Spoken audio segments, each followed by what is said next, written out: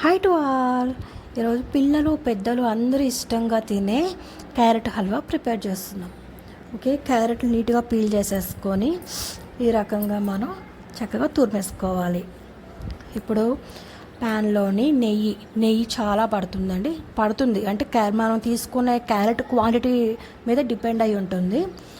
నెయ్యి వేసుకొని జీడిపప్పు కిస్మిస్ ఫస్ట్ అవి ఫ్రై చేసిన తర్వాత మళ్ళీ ఇంకాస్త నెయ్యి యాడ్ చేసుకొని క్యారెట్ తురుము వేసేసుకొని ఫ్రై చేసుకోవాలి. నేను మూత పెట్టకుండానే ఫ్రై చేస్తున్నానండి. నెయ్యి తక్కువ అవుతుంది అన్నప్పుడు కాస్తంత యాడ్ చేసుకొని కలుపుతూనే ఉన్నాను. పక్కన స్టవ్ మీద పాలు కూడా పెట్టేసి చల్లార్చుకున్నానండి. ఈ లోపుగా క్యారెట్ తురుములోని రుచికి సరిపడా పంచదార కూడా వేసేసుకొని చక్కగా కలుపుతూనే ఉండాలి. దీనికి టైం పడుతుంది, కొంచెం ఓపిక ఉండాలి. ఎంత బాగుంది కదండి, పంచదార పాకం అంతా వచ్చేసింది, బంగారు రంగులో ఉంది కదండి. ఈ టైంలోనే కాచి చల్లార్చుకున్న పాలు కూడా యాడ్ చేసేసి మరొక్కసారి కలిపేసుకొని ఈ పాలు కూడా బాగా ఎగిరిపోయే వరకు ఉంచుకుంటే అంతేనండి. దంచి పెట్టుకున్న ఇలాచి పొడి వేసేసాను.